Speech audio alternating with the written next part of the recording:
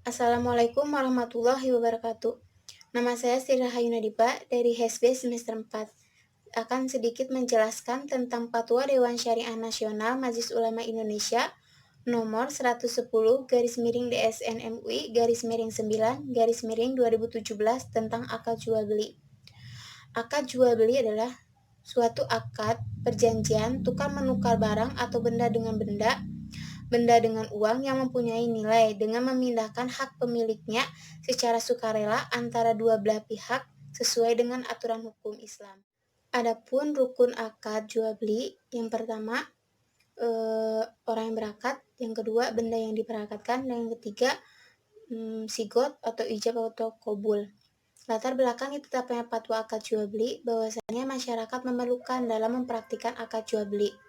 Dan DSN MUI telah menetapkan fatwa-fatwa mengenai jual beli atau bai kepada perbankan, perusahaan jaminan, jasa keuangan, maupun aktivitas bisnis lainnya, namun belum menetapkan fatwa mengenai akad jual beli yang lingkupnya luas sebagai fatwa induk.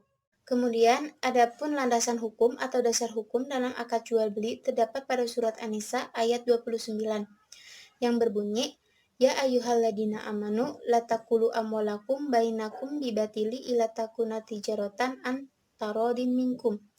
Yang artinya, wahai orang yang beriman, janganlah kalian saling memakan atau mengambil harta sesamamu dengan jalan yang batil, kecuali dengan jalan perniagaan yang berlaku dengan sukarela di antaramu.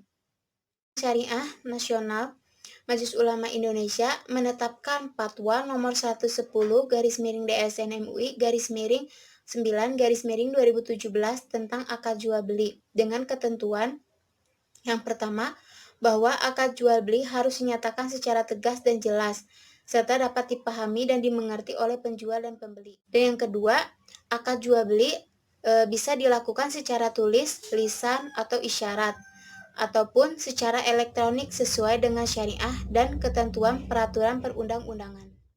Kemudian yang ketiga, bahwasanya penjual atau bai dan pembeli atau al-mushtari boleh berbentuk orang atau yang dipersamakan dengan orang, baik berbadan hukum maupun tidak berbadan hukum, berdasarkan peraturan perundang-undangan. Dan yang keempat, penjual atau bai, pembeli atau al-mushtari wajib cakap hukum atau ahliyah sesuai dengan syariah dan peraturan perundang-undangan yang berlaku. Kemudian, penjual atau bai dan pembeli atau al-mushtari wajib memiliki kewenangan atau wilayah yang melakukan akad jual beli, baik kewenangan yang bersifat asliyah maupun kewenangan yang bersifat niyabiyah atau seperti wakil.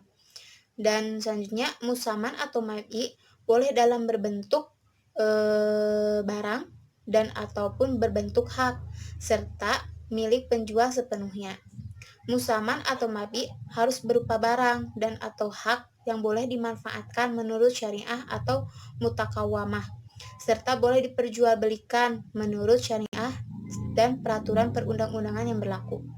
Harga dalam akad jual beli harus dinyatakan secara pasti pada saat akad, baik melalui tawar-menawar, lelang, maupun tender. Serta kemudian, harga perolehan wajib disampaikan oleh penjual hanya dalam jual beli amanah seperti jual beli murabahah dan tidak wajib selain dalam jual beli amanah. Serta pembayaran jual beli boleh dilakukan secara tanggungan, angsuran, ataupun tunai. Kemudian, harga tunai boleh tidak sama dengan harga yang tunai. Dan setiap akad jual beli wajib memenuhi rukun dan syaratnya. Apabila tidak memenuhi rukun dan syaratnya, maka perjanjiannya batal. Mungkin sekian yang dapat saya sampaikan. Wabillahi taufiq wa hidayah. Wassalamualaikum warahmatullahi wabarakatuh.